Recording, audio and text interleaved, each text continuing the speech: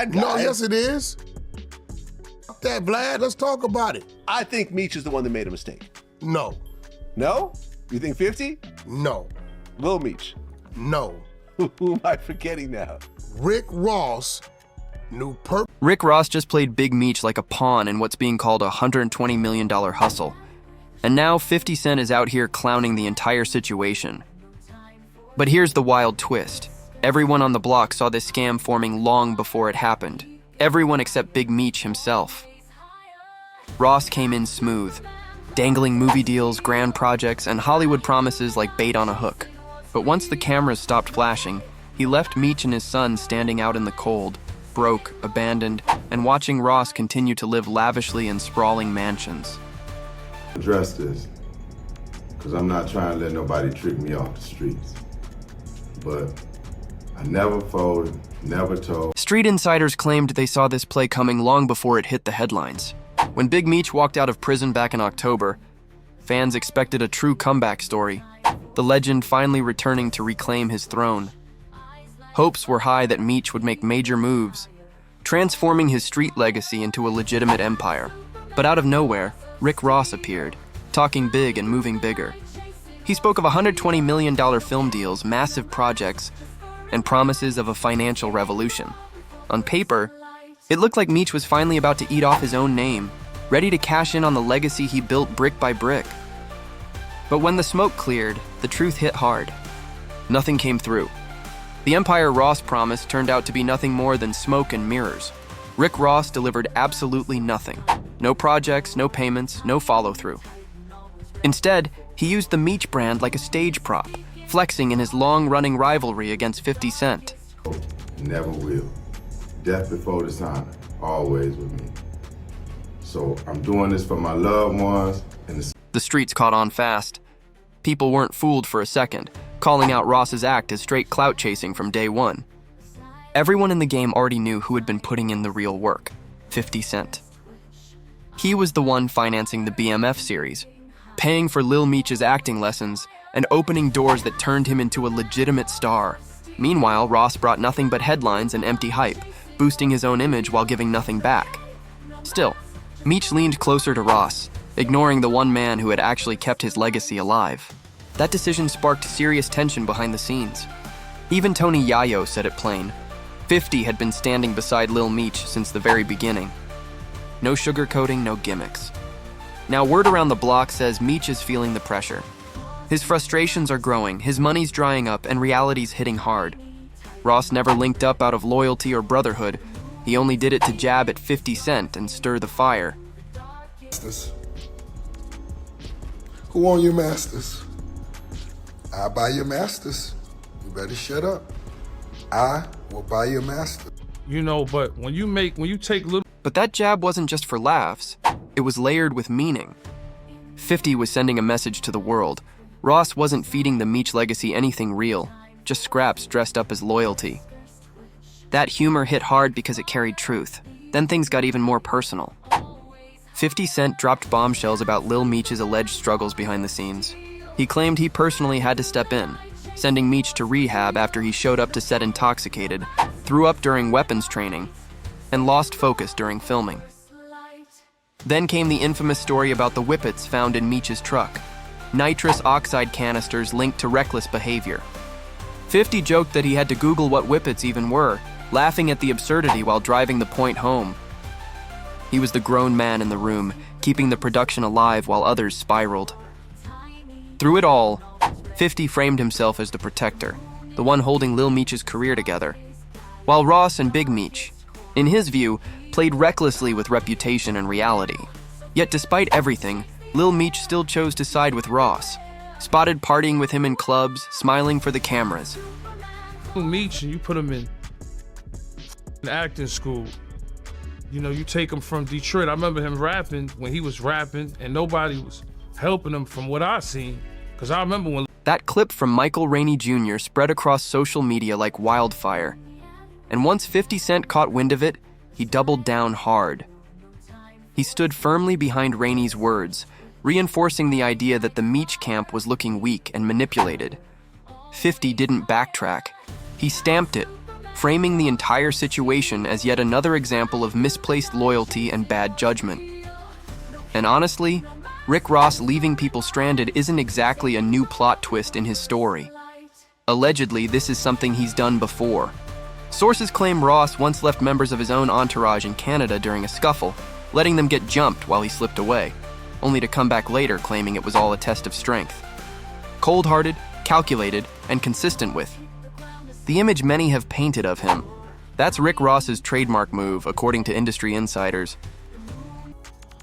No, there's nothing there. I never wanted to work. Whack 100 even chimed in, calling Ross the real villain behind the curtain. He said Ross has never been a genuine ally to Big Meech, just a manipulator using his name as a pawn to take shots at 50 Cent, and Whack didn't mince words. He argued that if Ross truly cared about building something real, he would have handled business quietly, kept things private and built in silence, not broadcast it for headlines. Instead, Ross made everything about himself: the deals, the attention, the shine. He paraded Meech's name around for clout, using the connection to elevate his own image.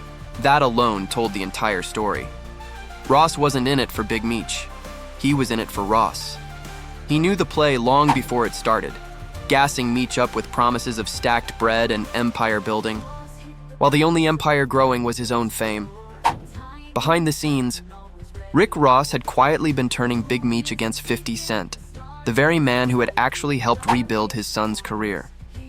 And when the smoke finally cleared, there was nothing left but false promises and empty headlines. Ross knew perfectly damn well what he was doing and what that would lead to. And if he was a real friend to Meech, unless he was looking to get 50 out the way, he would have dealt with Meech. Ross went silent on Meech, cutting communication and leaving him stranded just as the hype began to fade. Suddenly, the truth hit hard. Ross only ever pushes what fills his own pockets, and Meech was no longer part of that plan. Rumors even began swirling that Ross was behind the cancellation of Meech's Welcome Home benefit event, something fans initially thought 50 Cent had sabotaged. But insiders claim the real story was darker. Ross didn't want Meech to have a strong comeback or regain momentum. He wanted him sidelined, sitting quietly in the background while Ross played the public hero online. Many believe that was the ultimate betrayal, a calculated move to trade another man's legacy for clout instead of helping him rewrite his legend. And Meech walked straight into the moment when the streets stopped rocking with him. Things only got worse when he tried clapping back, calling 50 Ross knew perfectly damn well what he was doing and what that would lead to. And if he was a real friend to Meech, unless he was looking to get 50 out the way, he would have dealt with Meech. When you dig into Rick Ross's track record, a clear pattern emerges, one built on opportunism, not loyalty. Nearly every major alliance he's formed in hip-hop has ended the same way: chaos, confusion, and someone else holding the short end of the deal. From Maybach Music's early rise to his public clashes with former allies, Ross has shown a ruthless instinct for turning friendships into headlines. Take the MMG roster, for example. Whale, Meek Mill, Gunplay, all once stood proudly under Ross's banner. Yet over time, each began voicing frustration about contracts, missing money or promises that never materialized.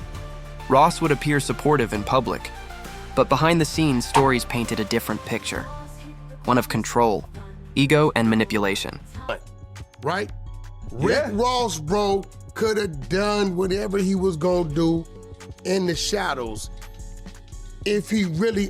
Even Meek, once considered Ross's right-hand man, quietly distanced himself after realizing the empire wasn't built for everyone to win equally. And now, that same formula seems to be playing out again with Big Meech. The so-called $120 million project Ross hyped turned out to be nothing but smoke and mirrors, while he walked away with yet another wave of publicity. And it's not lost on the culture that every time Ross's name starts fading from the spotlight, he finds someone new to align with, someone who still holds weight in the streets. Meanwhile, 50 Cent has flipped the script entirely, transforming real-life stories into billion-dollar television moments. That's the difference. While Ross keeps chasing validation through controversy, 50 builds empires through strategy, The streets see it. The fans see it. And even industry insiders are admitting it. Ross might be playing checkers while 50 is running chess. At this point, the question hanging in the air is simple. How many more people will Ross pull into his orbit before they too realize the game? Because if history has proven anything, it's that anyone who stands beside him eventually learns the same lesson. Loyalty is temporary, but clout is forever. In the shadows, because he knows me and this dude who is gonna react if he sees me dealing with this dude that he has business with. And there was a lot of business left to be done. The BMF track had Big Meech believing Rick Ross was standing beside him like family. But what if that loyalty was nothing more than a setup? What if Ross never wanted to honor the real Big Meech, but to become him in the eyes of the culture? When you really think about it, the pattern fits perfectly. Ross has built his entire career off names and stories that were never his to begin with. It's all documented. His whole persona came straight from the real Rick Ross, the street legend who was locked away while Ross borrowed his name, image, and story to create a multi-million-dollar brand. When the real Rick Ross got out, he confronted him, even took him to court trying to reclaim what was his. But Ross didn't flinch. He doubled down, profiting even harder off the myth he built. Then he did it again with Larry Hoover, another incarcerated icon, using his name in songs, interviews, and visuals while stacking clout off his reputation. Same play, different legend. Now with Big Meech, it's starting to look like history is repeating itself. Another borrowed name, another manipulated legacy, another man left in the shadow while Ross shines under borrowed light. It paints a clear picture. Rick Ross has been eating off other people's stories for years, turning real pain into profit. And when the smoke clears, he's always the only one walking away with the wins. Truthfully, 50 Cent called it early. He's been saying from day one that Ross never earned respect as a man, only as a marketer. And of course, the online community hasn't held back either. One viral comment read, "Rick Ross is a fraud, period." Another said, "Ross messed up the whole legacy trying to chase clout." The people have spoken. But the bigger question remains, is Rick Ross just playing the game, or did he really leave Big Meech high and dry? Was Meech's loyalty misplaced, or was he simply outplayed in a much bigger hustle? Drop your thoughts in the comments, hit that like button, and don't forget to subscribe so you never miss the next deep dive. This story is far from over.